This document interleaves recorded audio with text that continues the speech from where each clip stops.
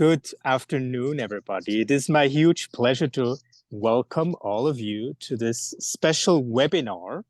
The Society for Psychotherapy Research, in particular the European chapter, organizes to manifest our solidarity with the people in Ukraine.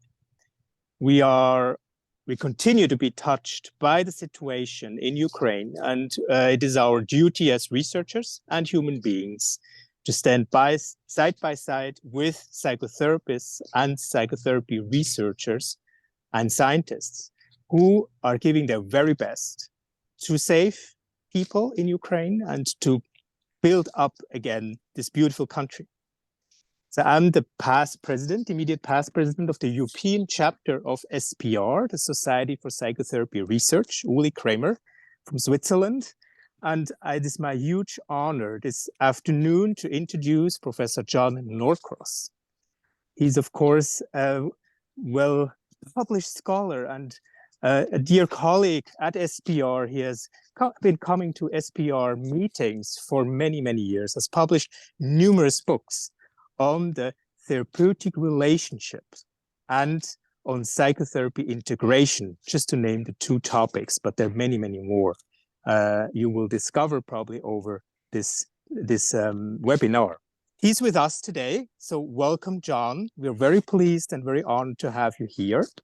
I also have just to say that I will have to leave personally, but Professor Michal Milimaka from Poland, Krakow, Poland, is here with us, my colleague. The two of us are really championing this initiative, and it's been always a pleasure to do it, even within this context of very sad and, almost unbearable pain we are seeing in the people of Ukraine, but also the resilience we experience in all these webinars when we talk with you. So I wish you a very, very good webinar with Professor John Norcross. I give it over to you, John.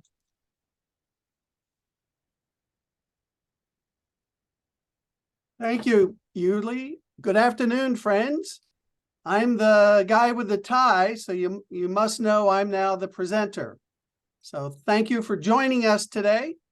I'm here in Scranton, Pennsylvania in the morning, but delighted to join you. And I thank SPR for the kind invitation. And I thank, in particular, the therapists from Ukraine for joining us as you are in the midst of a war, essentially against evil. By the way, Scranton, Pennsylvania is well known now for being the hometown of President Joe Biden, a huge supporter of Ukraine. And probably more importantly, it's the setting for the funniest television show ever made, The Office. That's the American version of The Office.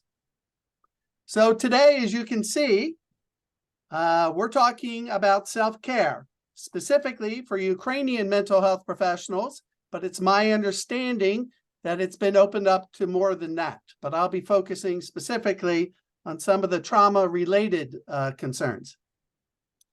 So as we know, friends, psychotherapists, by definition, study and modify human behavior. That is, we study and modify other human behavior. Our psychological principles and methods are rarely brought to bear on therapists ourselves. Well, in truth, there's an exception. That's our unsolicited attempts to diagnose one another. We certainly do a lot of that today. But today we focus on self-care for the therapist or caring for the caregivers. Now, you may enter this webinar feeling like this woman therapist, frustrated, exhausted, burnt to a crisp, or alternatively, you may feel like a piece of cake that everyone wants a piece of you. But it's never too late for self-care. And for students, trainees, never too late to integrate self-care into your professional identity. So here's our task today in 90 minutes. It's all going to be about you, the psychotherapist. We know that conducting psychological treatment places special, unique burdens on the person of the therapist, especially during such traumatic times. So we're going to put those Socratic dictum of know thyself and heal thyself into practice. As time allows, we'll focus on 13 self-care strategies that are highly clinician recommended, research-based, and practitioner tested. And at the end, I hope you'll leave with an individualized self-care plan. The translators and the organizers have provided this single piece of paper. I'm sorry, that's not very clear. That says take-home ideas and action plans, and been translated from English into Ukraine. So we'll talk more about that in a minute. By the way, I got no financial disclosures other than I do co-author a book on psychotherapist self-care, and I could benefit potentially from those royalties. But otherwise, no financial disclosures of import here. Now, let's start with the elephant in the room, this peculiar situation in several respects. First, it's a webinar where I can't see or meet you. And of course, we're talking about self-care during a war, which attributes to that when I say self-care now more than ever. But because we are doing this online, we can't conduct the exercises together. At the end, we'll certainly save 10 to 15 minutes for discussion and your questions. And you're supposed to leave with an individualized self-care action plan. That's that piece of paper that's been translated and I hope sent to all of you before today. In fact, you should have received two pieces of paper. One is entitled Take Home Ideas and Action Plan. And then the other is a self-care checklist. This comes specifically from our book, Leaving It at the Office. At the end of every chapter, there's a detailed self-care checklist of various techniques, methods, and principles based on that chapter. So to this peculiar situation we find ourselves, I'm suggesting these solutions. I hope you all have been sent in advance a PDF containing that take-home ideas and action plans. And as we work through the material, I hope you'll jot down an occasional idea. And as I mentioned, you have that self-care checklist. I know we obviously can't cover the entire field of therapist self-care in 60 to 65 minutes, which is why we provided the more comprehensive summary. Now, because I can't see and speak to each of you personally, I'm also offering something that the research has suggested helps to enhance your self-care plan. So in 3 months' time, if you'd like, I will send you an email asking you to reflect on your self-care plan as a reminder and as a recommitment. All you need to do, friends, is shoot me an email at norcross@scranton.edu. In any language in the topic or subject, just put self-care or however it's expressed in your native language. Just send me the email, Norcross@Scranton. In 3 months, I'll send you the reminder. The research suggests this does materially enhance your action plan and self-care commitment. But it's entirely voluntary and also voluntary to respond to me. I'm just going to remind you, if you wish to respond, fine, but there's no commitment or pressure to do so.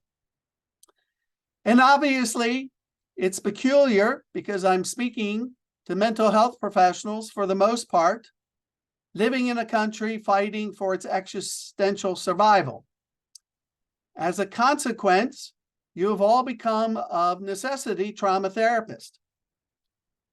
That may be, of course, your patient's trauma, your neighborhood, your country's trauma, and knowing a bit about trauma and disaster, I have reason to believe that many of you, the mental health professionals, are suffering from various degrees of trauma yourself. So I'm just going to spend a few minutes talking about the research and experience on self-care for trauma therapists. And I do so mindful today is 9/11, September 11th, 20 plus years ago. Those of us in the United States suffered some of our own collective trauma. So I remember that even as I'm speaking to your current war. So here's a single slide, friends, just on self-care lessons for trauma treatment. Now, honestly, there's not a lot of research comparing trauma therapists to non-trauma therapists, but there are certainly some hints. Several of these come from the 50-year lessons of Red Cross and Red Crescent. And I have served on their disaster response network, where I was dispatched or deployed on 2 occasions. One for Hurricane Katrina here in the United States, and then on 9/11 into New York. Scranton's just a couple hours outside Manhattan proper. And also those of you who know the work of Bessel van der Kolk, The Body Keeps the Score fame, he has some specific recommendations, research-based recommendations for people routinely experiencing and treating trauma. So the first, as you can see here, is to maintain a sustainable schedule. For example, when I was deployed into Manhattan after 9/11, I was keen on just working 12 to 16-hour days. More experienced people said, no, you're going to burn out. And I said, but the lines of people waiting to speak to someone, to see someone, to express their obvious grief about losing someone and their homes lost. And so that speaks to that final bullet. There's a vicious cycle among trauma workers of guilt that you're not doing as much as you personally can, which leads and drives us to do excess work and then eventually into depletion. So more experienced hands said, no, you're going to work 12 hours, return to where we were living for the week, and then get up and do it tomorrow.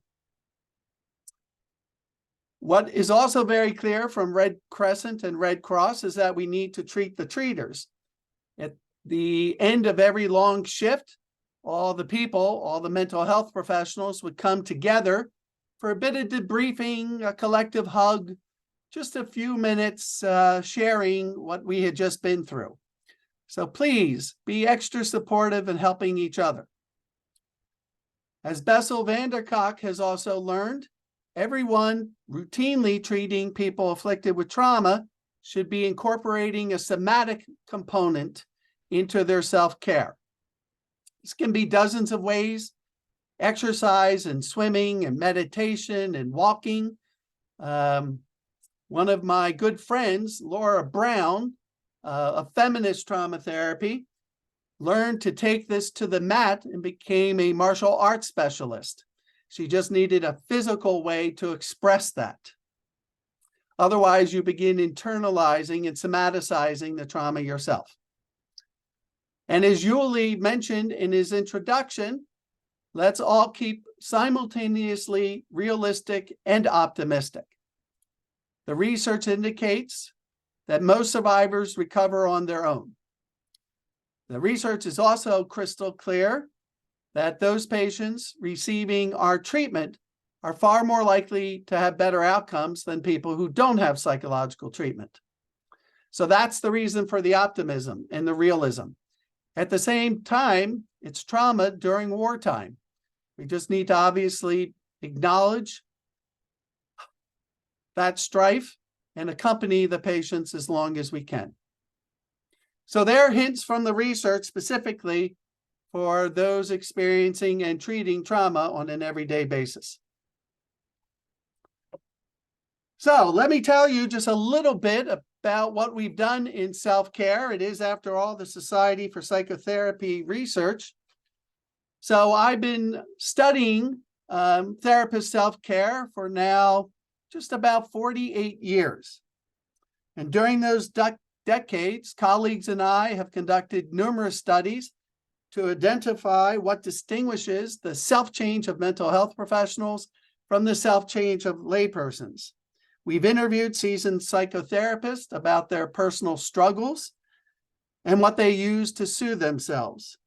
We published a series of articles. We've edited a self-care corner for years, a book, most recently with Gary Vandenbos, and that's second edition.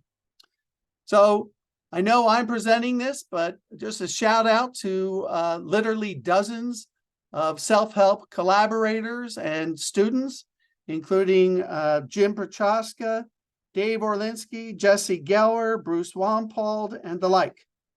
And maybe you, because we've now had more than 10,000 fellow therapists contribute to our studies. So thank you if you were one of those participating. Well, they're my academic motives. My personal motives are far more transparent and compensatory. I was woefully inadequate at self-care in my early years. I was working way too many hours, enjoying it to be clear, but ignoring fundamentals like exercise and fun.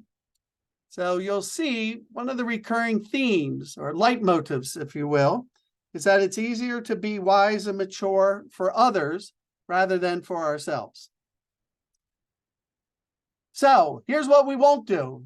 A colleague a few years ago said she went to 6-hour workshop on self-care. So naturally, I was interested. So what did you do?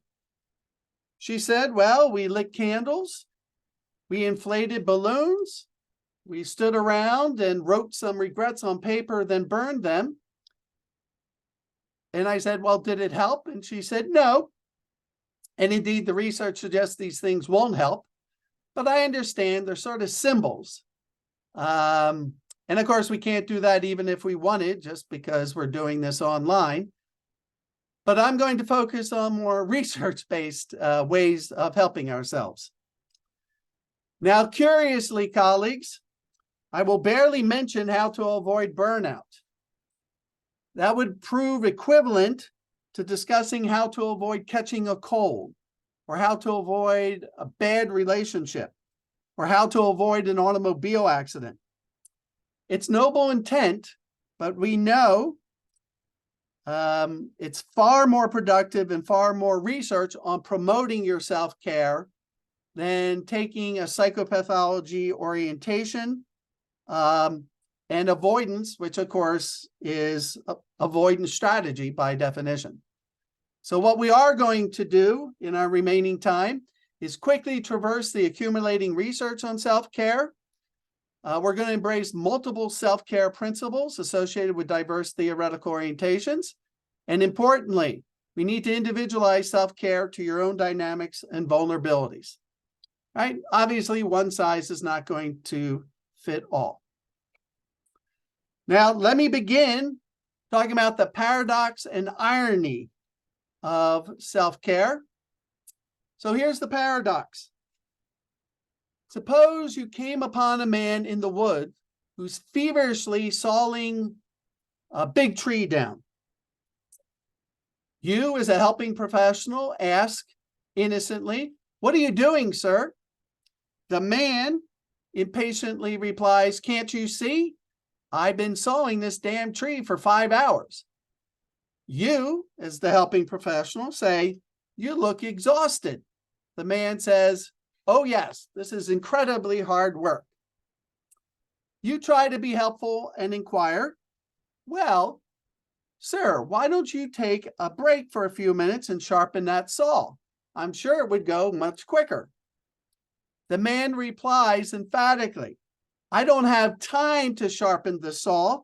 I'm too busy sawing." That's the paradox of self-care. We don't have time to sharpen the saw. By the way, that story comes from Steve Covey's 7 Habits book. It's so easy to see it in other people, so difficult to see it in ourselves. Then there's the irony of self-care. We don't avail ourselves of what we provide or recommend to clients. We can even feel hypocritical at times, suggesting to our patients that they work less, enjoy life more, exercise more, renew themselves, while we don't take our own advice. If you're feeling a little hypocritical or guilty, just join this large crowd. We're all feeling that. Just as being a lawyer doesn't make one more honest, and being a physician doesn't make one healthier, so too being a psychotherapist doesn't make us more proficient at self-care. And then finally, there's Esalen law. That's the Esalen on California coast, well known to experiential and Gestalt therapists. But the law is we always teach others what we most need to learn ourselves, which makes us our worst students. In fact, that self-care book we dedicated to our children, now grown adults. When I gave a copy to my daughter and showed her it was dedicated to her, she was so happy. She runs up and hugs me. And then she says, "You wrote a book on self-care?" and started laughing. Yes, indeed. Okay, Esalen's law, we needed to write this for ourselves. So finally, at least in the United States, ethics of self-care is not simply bubble baths when you have extra time. It is literally a professional responsibility. Here, for example, APA, that's our American Psychological Association, we need to take appropriate measures and determine whether we should limit, suspend, or terminate our work. The American Counseling Association is a little more proactive, telling us to engage in self-care activities. So it's not simply a luxury, it's a professional responsibility. Now, there are dozens of sayings for this. One of my favorites is whenever I get on to an airplane and they give us the briefing before we take off, they always remind us to please put on our own oxygen mask before helping others. As I said, there's dozens of other slogans. You can't serve from an empty vehicle. You need to heal the healer, care for the caregiver. But it's not a personal matter. It is an ethical imperative. Now, by the way, here we are at the Society of Psychotherapy Research. I'll share the results of some 5 studies on this topic. When we started some 35, 40 years ago to look into therapist self-care, one of the first questions that came to us, but doesn't our favorite theoretical orientation influence our self-care? Well, so there's now been 5 studies on this. We've conducted 4 and then an independent replication. So the first thing we asked, well, theoretical orientation affects patient care, doesn't it? And surely it does. In every single study, when therapists treat patients, their change processes, these are principles of change, vary reliably with the therapist theory. So these are large, significant differences. For example, our cognitive behavioral colleagues use counter-conditioning, contingency management, stimulus control significantly more than therapists of other orientations. Psychodynamic therapists rely more on the therapy relationship and catharsis than CBT and other therapists. That our theories affect how we treat patients is not surprising, in fact, quite predictable. Nothing new there. But then we asked, does theoretical orientation affect our self-care, how we take care of ourselves? And in all 5 studies, there were no differences in those self-care principles due to our favorite theories. Indeed, we could not even find a few statistically significant differences expected by chance alone. As you know, if we conduct enough analyses, go P-searching as it's called, we usually find something to report, nothing. So those results strongly argue for considerable similarity among us in our own self-care. Well, that's interesting findings, but perhaps more interesting to speculate why no differences. So we proposed 3 reasons for why therapy theories count in treating patients, but not in self-care. Our first proposal is that when we are in the therapist role, we rely heavily on theories. But in self-change role, not so much. So that's one possibility.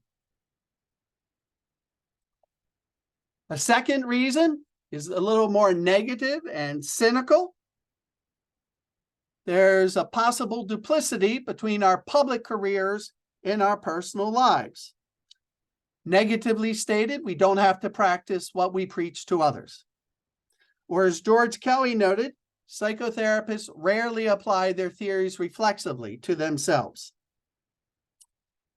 But I prefer, as an integrationist, the third and more positive explanations.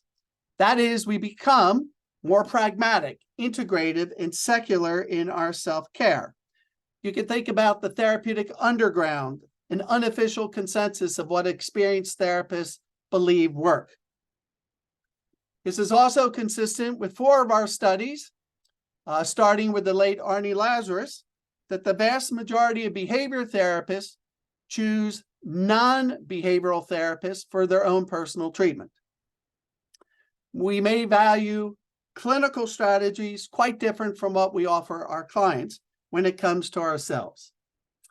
In fact, a friend, George Stryker, known to several of you, is a prominent psychodynamic researcher and therapist who wrote tellingly about just such a personal integration in his self-care.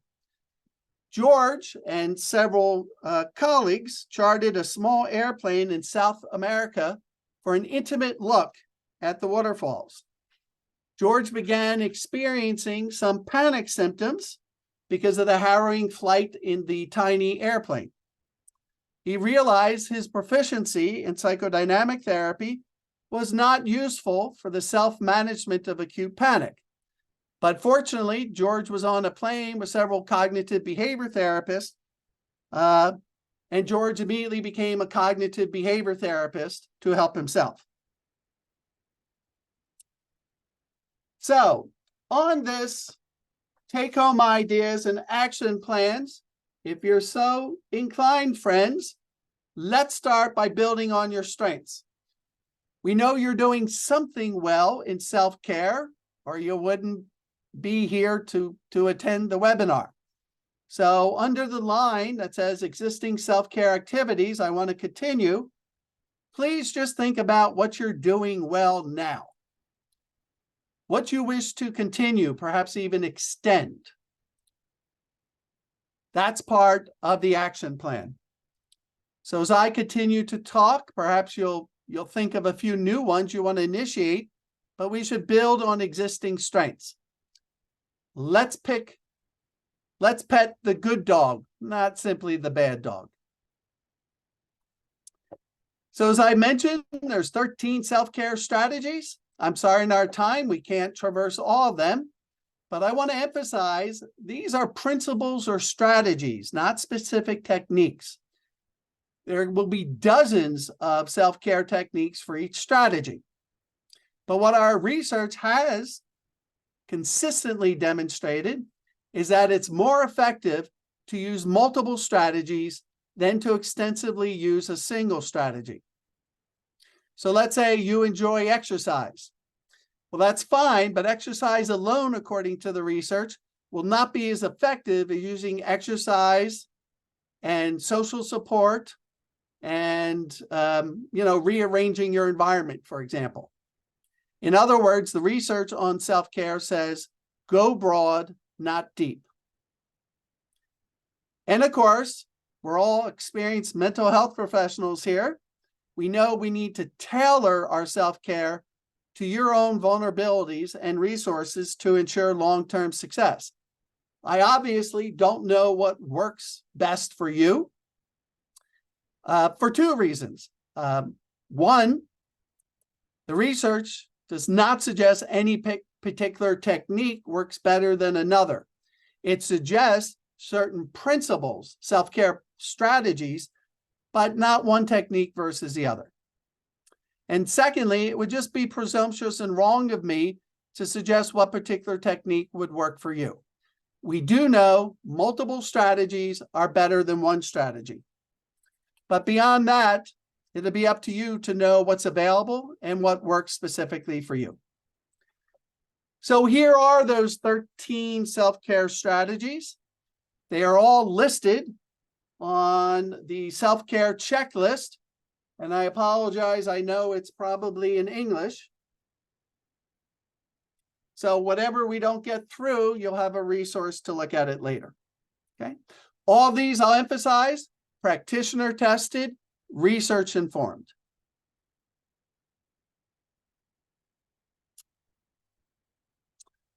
So as I said, I hope as we go through this, you will identify your vulnerabilities. I'm always skeptical of generic one-size-fits-all. So on your action plan, you might jot down ways you have or might sabotage your own self-care program. Here's an example that I do all the time. I overly commit and take on too much. And then, of course, I get too busy to do it all.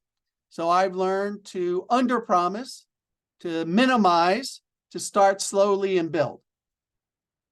Okay, that's just been a sabotage. I get all excited and then try to do too much too quickly. By the way, that's also pretty much true, friends, of this webinar. Usually these workshops can go for 3 or 6 hours. So I'm apologizing in advance, just knowing I've over-prepared if we're not going to get through all of it. But there'll be plenty for you to chew on, I promise you that. So it does all begin, though, valuing you, the person of the therapist. We know it's easier to be wise and available for patients than for ourselves. So it does begin with the premise of valuing the person of the therapist. Now, I don't just mean this as a slogan. I literally mean this as an active process. And those of you familiar with the therapist effect research knows that we, individual therapists, account for, on average, somewhere between 7 and 10% of therapy outcome. That's directly attributable to us, the person of the therapist. So it's not a motto. This is a hard empirical fact. Or as Confucius said, to put the world right in order, we must first put the nation in order. To put that nation in order, we must first put the family in order. We must first cultivate our personal lives. We must first set our hearts right. Ourselves are our therapeutic tools. To put our problem in a nutshell, is there any kind of work where our tools never get dull, chipped, or broken? In one illustrative study, self-awareness of self-care was the top-ranked contributor to our optimal functioning, and that rating was made both by practitioners and directors of clinical training. We need to begin by assessing our self-care and satisfaction as you would a patient's. Be prepared to be shocked at the results. You spend most of your day with traumatized and depressed patients, angry parents, insensitive administrators, in the middle of a war. If we assess our self-care, it frequently comes up lacking. We can assess it in lots of ways. You can write, you can journal, you can log, self-monitor, track. Some of you may know Jerry Corey, a long-term friend of mine. He writes lots of popular books on counseling. Jerry, every new year, sends me his Excel spreadsheet where he each week logs the amount of exercise and the amount of work. He's given me permission to share this. So last year, he worked 37 hours a week and exercised 14 hours a week. Sometimes it's not enough for us to be self-aware. We need that honest feedback from loved ones and coworkers. My partner, will frequently catch me sighing, and she says, "Looks like you need some self-care time." Of course, she always guilts me, knowing that I research self-care. In other words, who will guard the guards? It needs to be us, friends. Or as George Eliot, the pen name for Mary Ann Evans, observed, the blessed work of helping the world forward happily does not wait to be done by perfect men. Or as Henry James wrote, there's only one recipe, just one, to care a great deal for the cookery. That would be us. A second research-informed strategy is refocusing on the rewards of what we do. Don't worry, I'll talk about the hazards in a moment, but we should be mindful of re-experiencing the privilege of being a mental health professional. I can't tell you about psychotherapist satisfaction in Europe, but I can tell you in the United States, based on dozens of our studies, more than 90% of mental health professionals would do it again. So there's huge career satisfaction, there's substantial life rewards, there's a gratitude to it, and for many of us, we're recapturing the magic and mystery of the work. That is the clinical work. We remind ourselves why we went into this profession in the first time. Or as one of my favorite authors, Ralph Waldo Emerson, wrote, it's one of the most beautiful compensations of life that no one can sincerely try to help another person without helping themselves. So any psychotherapist who denies the privileges is probably deluded or mendacious, lying. But anyone who denies the hazards of the profession is probably also deluded or mendacious. So we know from the research there's some classic stresses of the impossible profession. Of course, these manifest differently for each of us, but the research suggests that a career as a psychotherapist results in some mild depression, problematic anxiety, slightly isolating relationships, just because we crave some inward peace. So we know that's part and parcel of our universal world. Or as Freud anticipated, no one who, like me, conjures up the most evil of those half-tamed demons that inhabit the human breast and seeks to wrestle with them can expect to come through the struggles unscathed. So we know. Now, you add a pandemic and the most serious war since World War II, and you can understand these new and evolving stresses. Overnight, Ukrainian mental health professionals have become trauma therapists. So what can we might do about this, friends? Well, to be sure, we can begin with universality. Just recognizing these stressors as part and part of the common world of psychological work.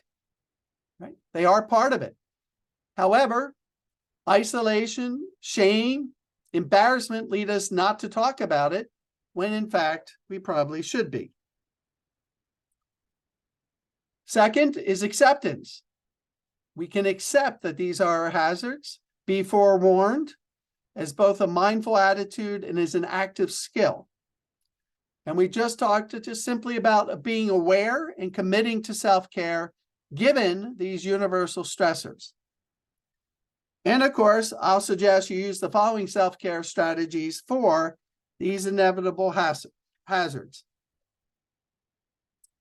Here's how I tend to think about it. You'll recall that Freud said there were three impossible professions. There's psychotherapy, education, and then government or politics, depending upon the translation. Thus, we as clinicians are daily confronted with two of the impossible professions.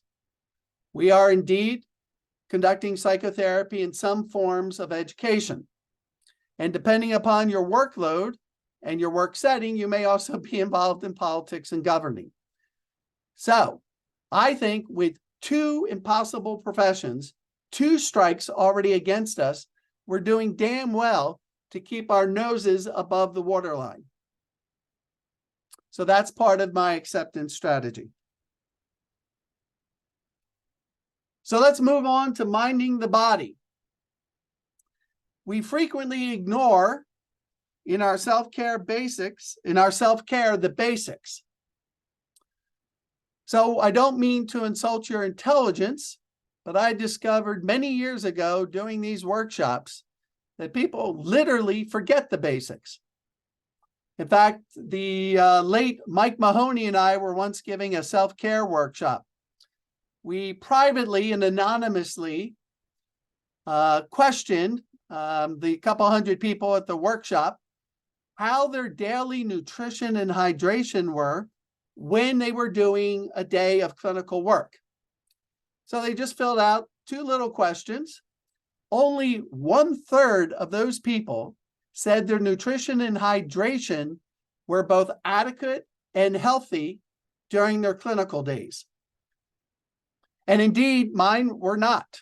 I subsisted on pretzels and Diet Pepsi when I was seeing patients for about 20 years. Inadequate and unhealthy. So since that time, I'm just a slide on our body. And this is particularly the case when you are treating trauma. So what do I mean by our basics here? I mean sleep. Are you getting really the number of hours you need? How about bodily rest? I learned years ago between patients to get up and walk, massage my facial muscles. My facial muscles sit there for 8 to 10 hours a day expressing facial emotions, but the rest of my major muscles are getting stiff. Are you massaging your neck, your feet? Is that nutrition and hydration sufficient?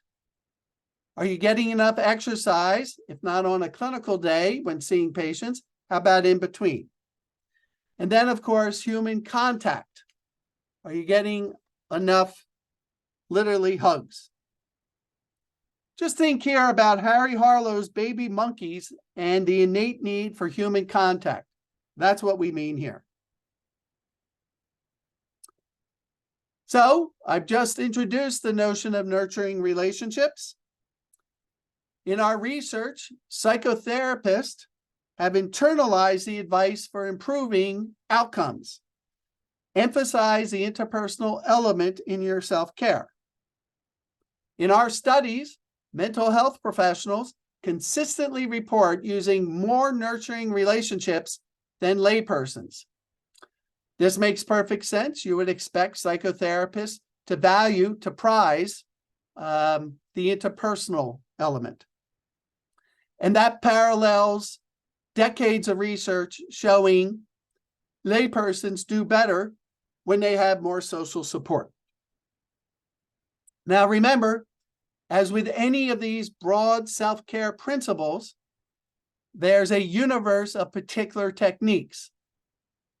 For instance, before he died, the family therapy pioneer Carl Whitaker developed cuddle groups around the country of fellow psychotherapists.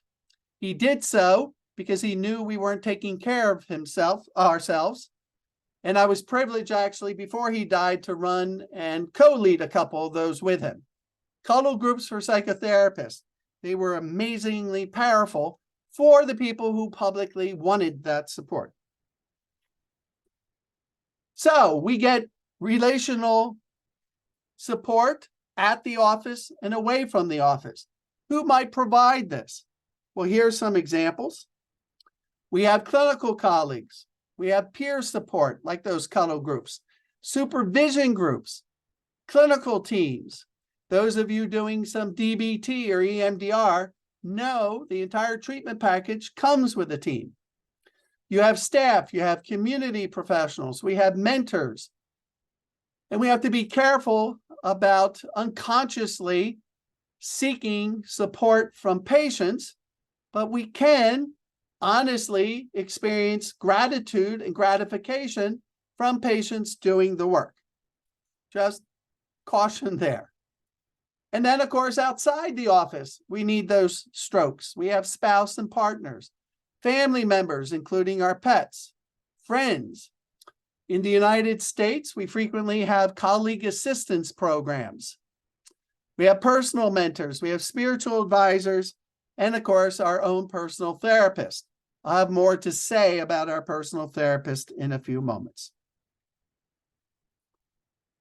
So if we had time and we were here, we would break into small groups to talk about how to cultivate our support network. Who has your back? So we would think about who's currently supporting you at the office. We might send them a thank you note because it's amazing. And every time I do this workshop, I'm reminded to thank my colleagues. To identify who supports us in an impossible profession outside the office. Then to calculate what's known in the social support literature as a discrepancy index. Calculate what we currently have, what we would like, and then record those potential solutions on our action plan. I'm sorry we're not here together, friends, to do it, but I think you can certainly understand that. And as we go along, think about that action plan, what you might wish to take concretely from this. Everybody talks about setting boundaries anymore. It's part of the self-care mantra. The problem is most people talking about it really don't understand what boundaries are. So let's quickly define our terms. It has at least 3 meanings, and I'm using the first 2 here. A boundary between self and other, particularly between self and patients, between your professional and personal life. A third meaning can also be between ethical or unethical. The goal when we say set boundaries in self-care to develop clear yet flexible boundaries. Those of you familiar with conducting family and couples therapy know that clear, flexible boundaries leads to less stress, less fusion, and more satisfaction. That's what we mean by boundary set.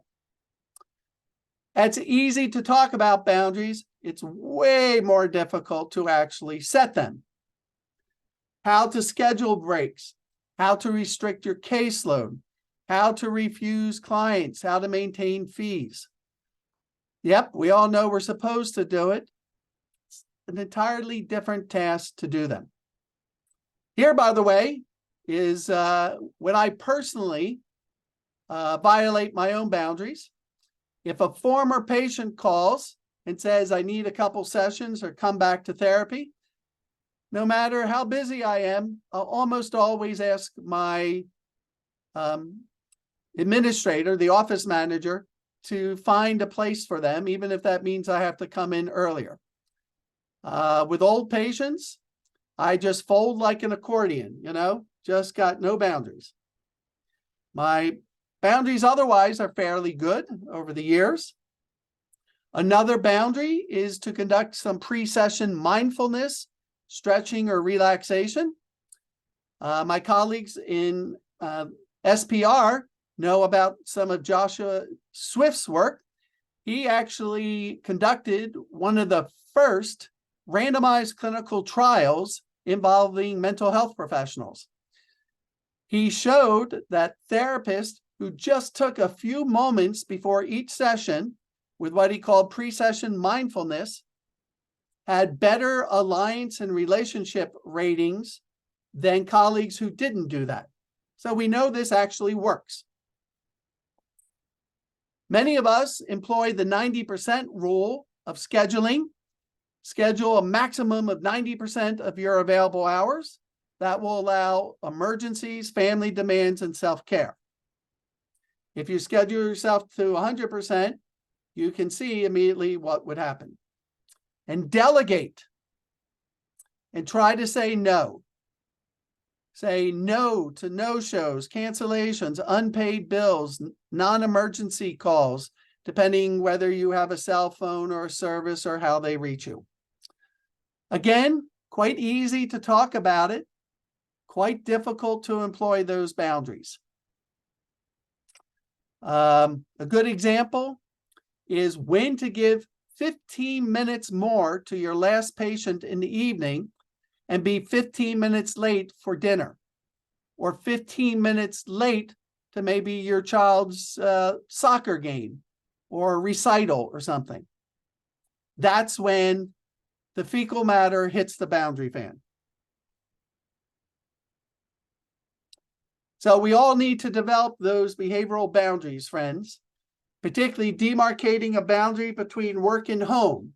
In the literature, this is known as a transition ritual, from when you move from therapist mode to home mode. So some people change their clothes, take a shower, turn on the music, put on their sneakers, just to do something to formally demarcate the transition. Well, of course, we can't get through self-care without how you think yourself into nonsense. You know, our research has identified what works, but it's also identified too what doesn't work in self-care. And that is avoid wishful thinking and self-blame. These predict ineffective self-care. Wishful thinking, by concentrating on wishing rather than an active doing, this probably paralyzes your adaptive resources. Likewise, if you start blaming yourself, you know you'll be immobilized and unable to pursue self-care. So how does this work? Simply by monitoring your internal dialogue.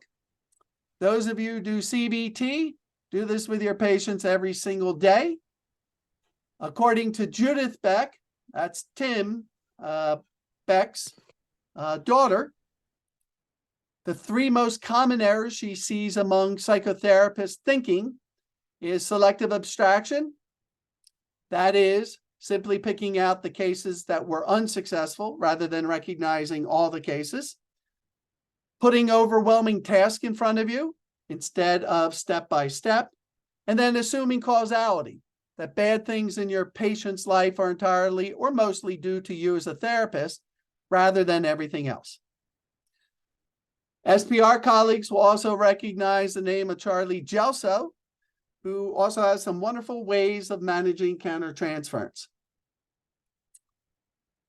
One of my favorite articles that was published on our Self-Care Corner was by the late Al Ellis. His article was called How to Treat Your Most Difficult Patient, You. He said, here's the 5 biggest therapist masturbation he found in his 50+ years of seeing fellow therapists. Maybe some of these sound familiar to you. They certainly sound familiar to me. I must be successful with all my patients. I should be one of the best.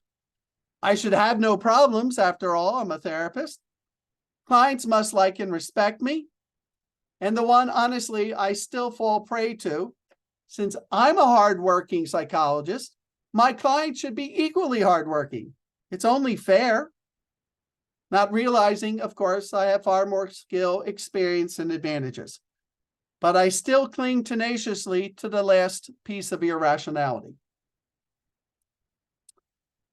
So, on your self-care, you could identify 2 of these corrosive expectations, or masturbations, or dysfunctional thoughts, or superego, corrosive superego.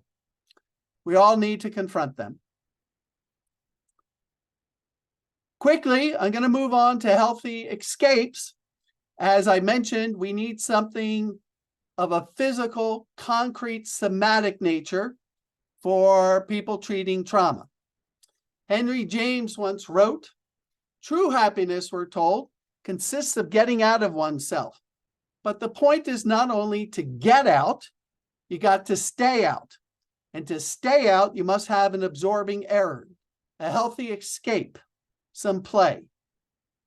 This is variety in and outside of the office." So what do I mean by healthy escapes or these absorbing errands? breaks, vacations, relaxation, solitude, humor, personal retreats, hobbies, days off, distractions, exercise, play.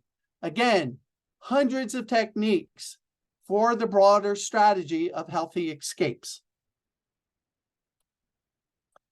One of my favorite little books, written by a Buddhist nun, is entitled Chop Wood and Carry Water. A lot of our psychological work is filled with emotions and thoughts, but not all that physical for the most part. So the necessary correction for that is to do something physical. Her idea was that we should all be chopping wood and carrying water. So that physical work would counterbalance our intellectual, emotional work. And I found that to be absolutely correct. And I'll reiterate, absolutely critical for those of you now doing lots of trauma work. As Laura Brown would say, go to the mat in her martial arts training. If we were together, we quickly go around, friends. It's a foundational, penetrating question for each of us, and it's great fun when we all do it together. We simply say, how do you play? And people throw out some ideas. That's that necessary counterpoint to the emotionally draining, soul-sucking work of psychotherapy.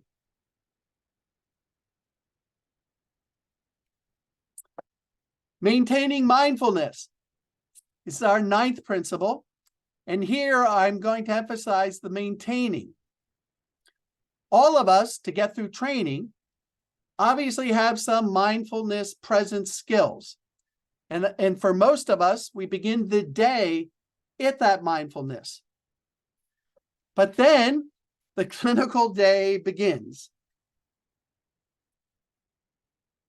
And we confront the trauma of it all.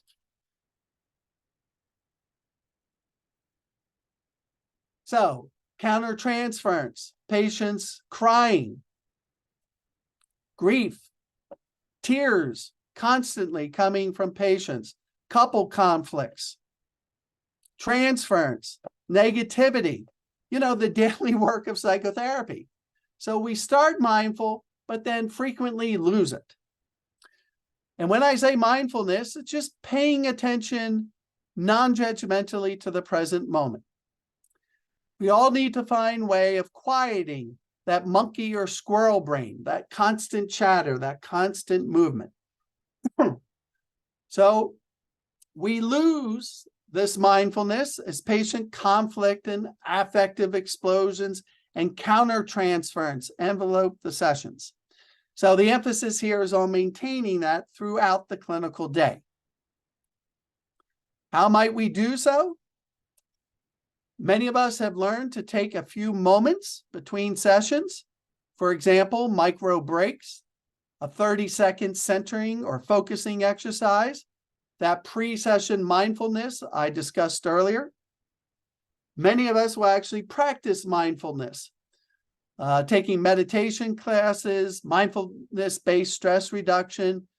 Those of you into EMDR will know about mind-body scans. Using meditative anchors, such as breathing, the sun, movement, natural sound, seeing. And in the end, certainly at the end of the day, if not before that, but at the end of a clinical day, trying to cultivate, harness some of that self-compassion, the kindness, the common humanity. For those who haven't seen it, you could simply Google NEF and self-compassion. They have some wonderful online resources for therapists and self-compassion.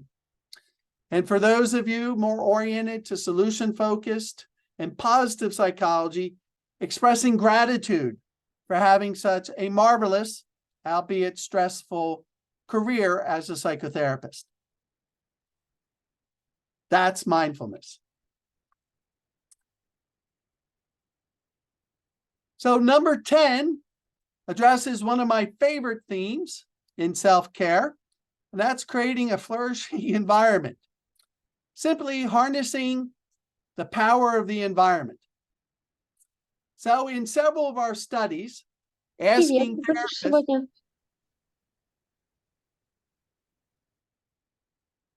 sorry, someone was saying something.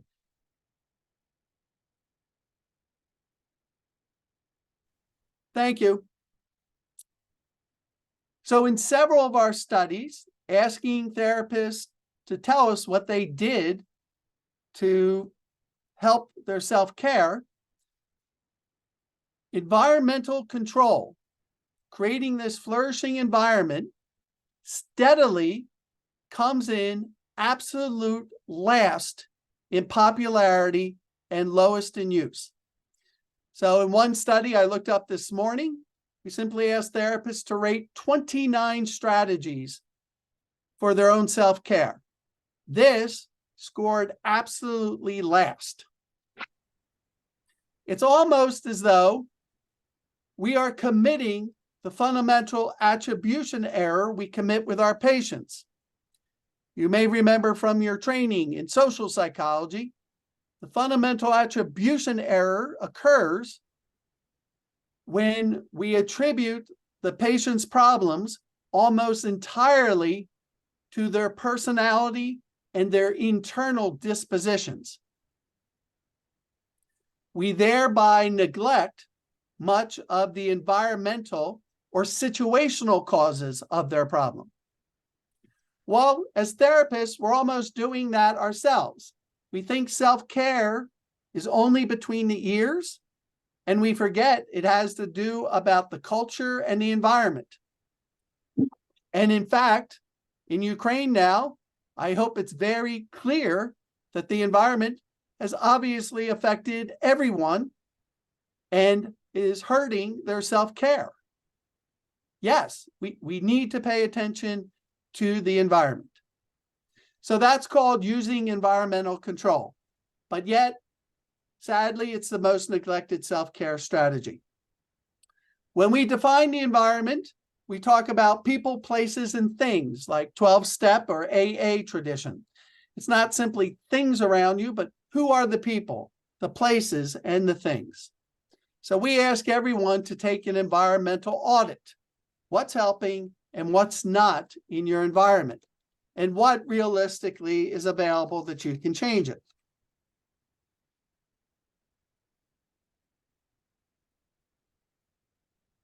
So we frequently call this a self-care village in a workaholic culture. What kind of things am I talking about? Your physical safety. Are you working in a place that's safe? Zoom has enhanced that for many of us. How about the business support? Now, I find that therapists are almost equally divided on how much of the business stuff they like to do.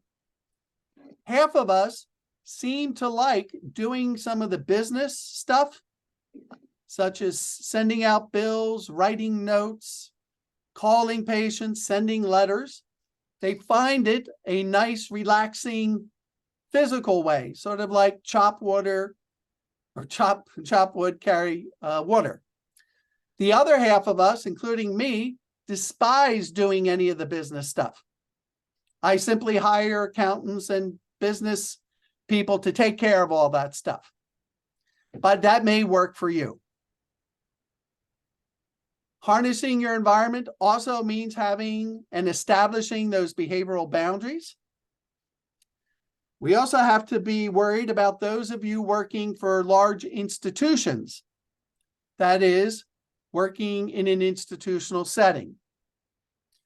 We know from the research, it's just not high demands on you that cause problems. It's when high demands are accompanied plus high constraints. It's when supervisor, colleagues, institutions tell us you have to do a lot of work and you have to do it this way. It's the demands plus constraint that equal the toxicity. So it's not simply a lot of work. It's people constraining and pushing how to do that poses the most damage. I do want to save some time for our discussion and questions, friends. So I'll just mention quickly personal therapy here. It's well established and well known that psychotherapists, at least in North America and Europe, go to psychotherapy for themselves. In our studies, about 90% of psychotherapists have some personal therapy. What is also well established, but not well known, is that after their career starts, most therapists do return to therapy, about 67% to be exact from our studies. What's also perhaps a bit of an illusion, or perhaps a delusion, is that most psychotherapists do not profit from personal therapy. Over 90% of personal therapists report very satisfying results from their personal treatment. But to listen to many of us, there's lots of complaining. I'll also mention when they go for therapy, therapists overwhelmingly go for individual work. Seems to me the research argues that they should receive some couples and family treatment. For those of you not occasionally receiving personal therapy, I'll simply remind you of Freud's famous statement. Every analyst should periodically, at periods of 5 years or so, submit themselves again to therapy once more without feeling ashamed of taking this step. That would mean then that the therapeutic analysis of patients, but your own analysis, would change from terminable to interminable task. So please return to treatment periodically as needed. For those who say, don't have the time, don't have the money, I hope you'll confront those resistances, but there obviously are alternatives to formally reinitiating treatment. You can obtain an annual satisfaction checkup. Wendy Dryden from London did this with famous cognitive therapists every year or two. He would fly around, book a couple hours, and just talk through things as a satisfaction checkup. There's obviously other ways of self-development besides psychotherapy, creative arts, meditation, yoga. The important thing here, friends, is that you assume the patient role or the student role in which you are served, taught, and nourished, not always the one doing the nourishing. Number 12 is cultivating spirituality and mission. I don't have much time to talk about this, but it's always fascinating to talk about what was your original mission in becoming a mental health professional. That, of course, goes back to Abe Maslow and others. Some people prefer to know it as a calling, your commitment to growth in yourself and others. And of course, many of us are pursuing spirituality outside the office, just not with patients. So, just two more, but the penultimate strategy here for self-care is to become a passionately committed therapist. In fact, research published in the Psychotherapy Research Journal, the SPR journal, shows that passionately committed therapists are characterized by people who are adaptive and open. That's a wonderful way of characterizing self-help as well, because everything comes together in that creative process. In fact, when I look at the research, I think it's very clear that the happiest therapists are those who diversify. They enjoy the synergy of multiple activities. They diversify their practice, the types of patients they see, their professional activities, some psychotherapy, some consultation, some teaching, some assessment, and the like. And of course, there's constant growth, such as continuing education, deliberately practicing, and the like. So in the end, friends, we can do more than survive. We can thrive. We can do more than get our nose above the waterline. Sometimes it feels like we can walk on that line. So remember, send an email to norcross@scranton.edu if you would like the 3-month follow-up email. And take another moment or two as I continue speaking to just complete that take-home ideas and action plans. So in closing, friends, I presented a blend of 3 things here, a curious mix to be sure. The first emphasis was how to conduct self-care. There's a fair bit of research on it.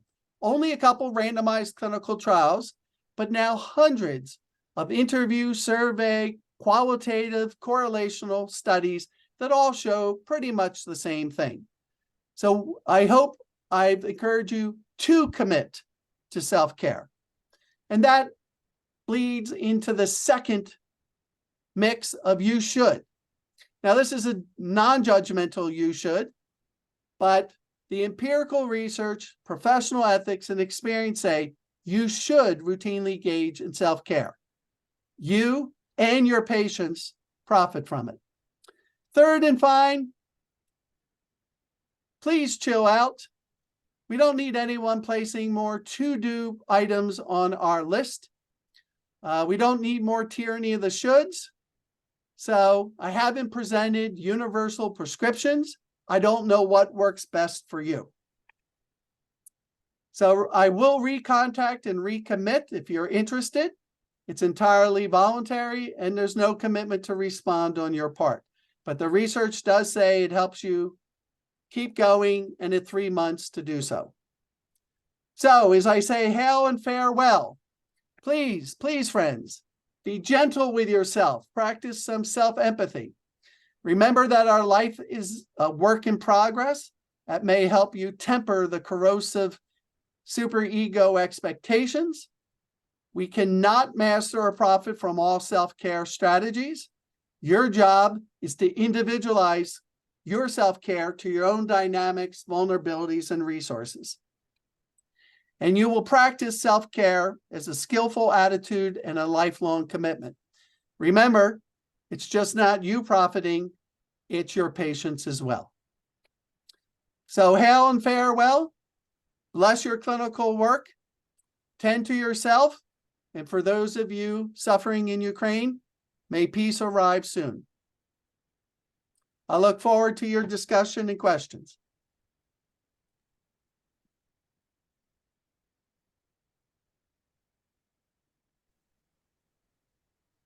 Thank you, Professor John Norcross, for this very interesting workshop. I must say I now look differently at my activity that I did during the weekend, when I replanted my spurs in my garden. So I guess I can treat that as a part of self-care. Thank you for that. And now we have about 10 minutes, and I will repeat your invitation to make it a little bit more forthcoming for questions, remarks, comments.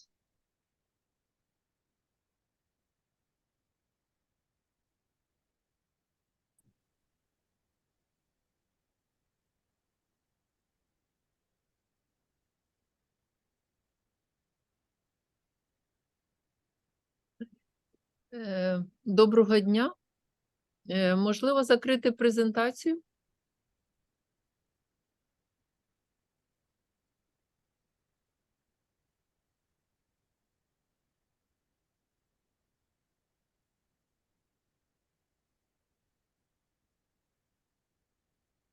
To close this presentation, John?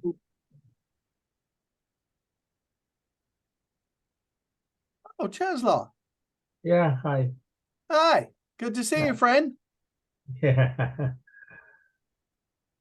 Okay, could you take off the presentation, the slides? You bet. Is that Okay. better? Yes, much better.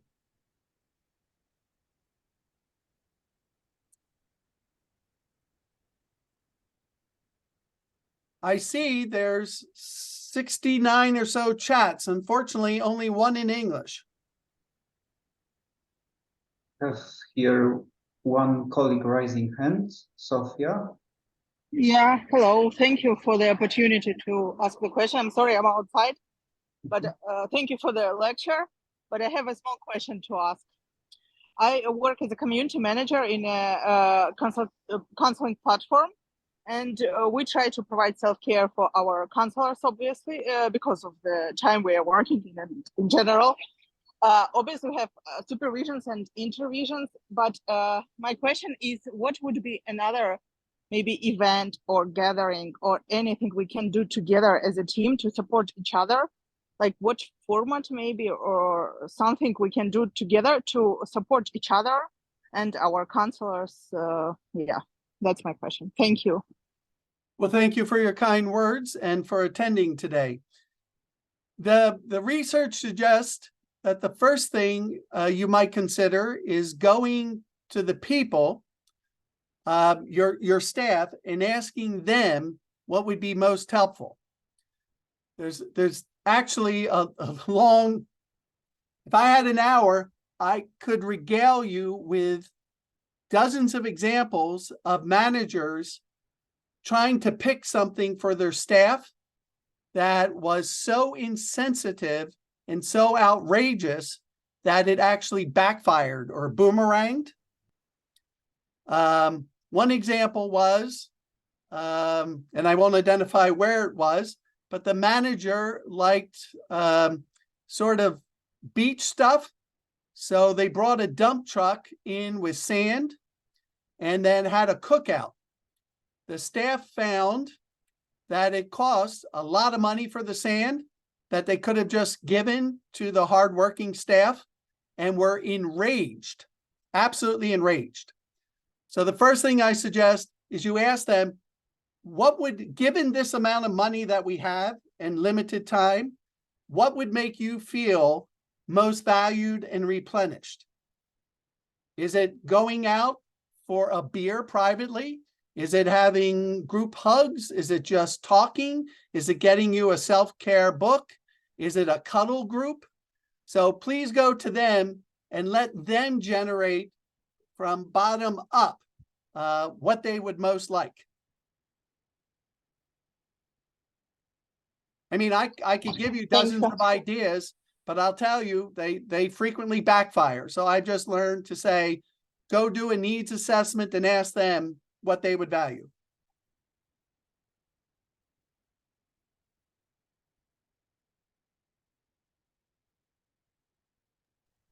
Okay, we have one more question on the chat, John. If you could All right. look at it.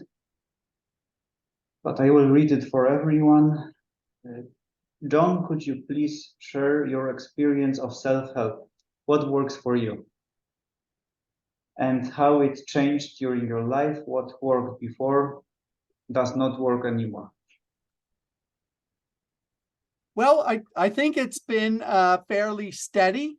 As I said at the beginning, I was just terrible at self-care early in my life, and that's part of the transparent, compensatory part of writing a self-care book. It did, in fact, help me writing the book, looking at the research.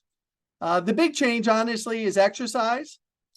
I used to love long hikes, playing tennis. I fancied myself, for those of you in Germany and Switzerland, like the United States Franz Kasper, right? I was very energetic. But now into my 60s, pickleball is looking better than tennis. 9 holes of golf are looking better than 18 holes every single day. So I'm a big exercise person. I'm big on family time. In fact, I'm frequently asked, you do lots of research. University of Scranton is not a huge university. Why aren't you at a larger place? My answer is family. We had lots of opportunities to leave, but my 2 grown kids and my grandkids are here. I'm finishing in this area. They are my source of pride, gratification, joy. So that has been wonderful. I am blessed with very supportive colleagues. That's true both of my part-time practice and also my academic research colleagues. So what else? My nutrition and hydration have improved considerably over the time. I'm no longer only Diet Pepsi. You caught me with one today, but I'm down to one. The rest of the time, I'm with water. And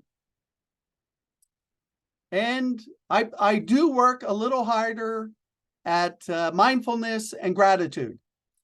This is just pure exposure to positive psychology. We know it works. I've always had the attitude, but maintaining that mindfulness throughout the day. You know, come 3 or 4 o'clock, I can sort of hear myself sighing, like one more bullshit request on the administrative side might put me over. Now I just breathe rather than sigh, take a moment and say, it's just part of the work. Let's get through it. Much better at acceptance, gratitude, mindfulness than I was. Thank you for the question.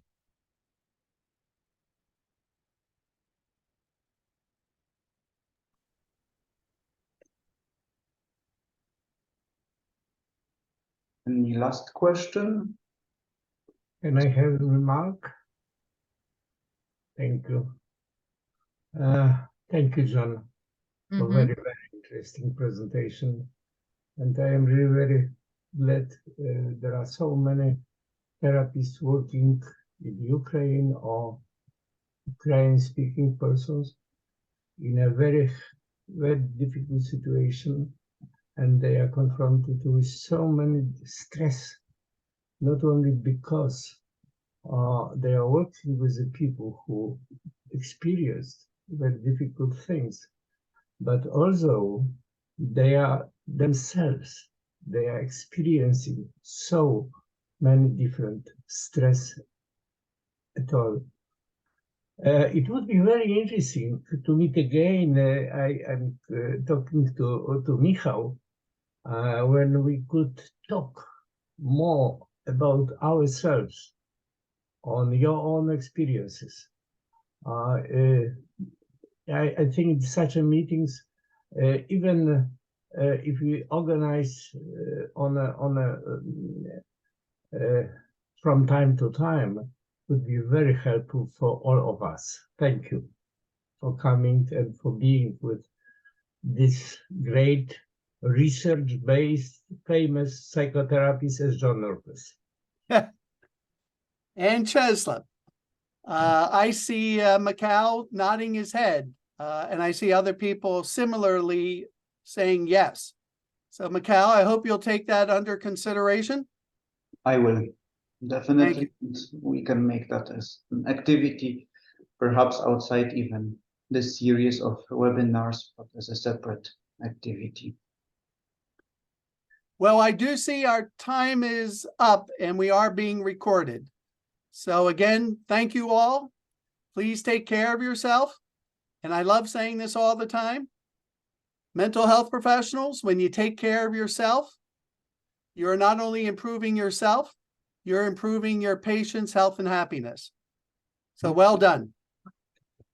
Thank you very much. And I would like also to thank Professor John Norcross once again on behalf of the European chapter of the Society for Psychotherapy Research for supporting this initiative.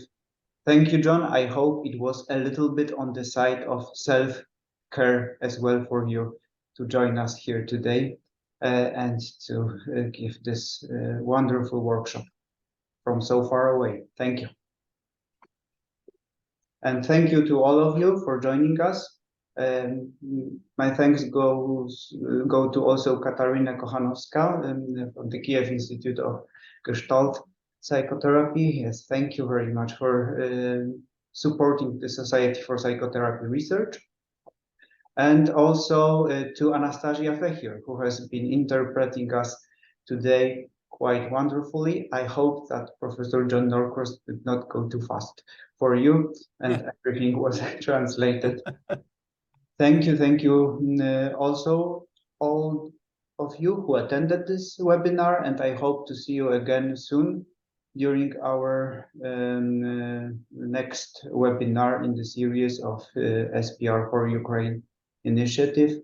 There will be more seminars to come, and I hope we'll be able to meet soon in person on and during an SPR conference. And let's hope peace will soon allow us to travel again and to see each other in person. So thank you very much, and all the best for all of you.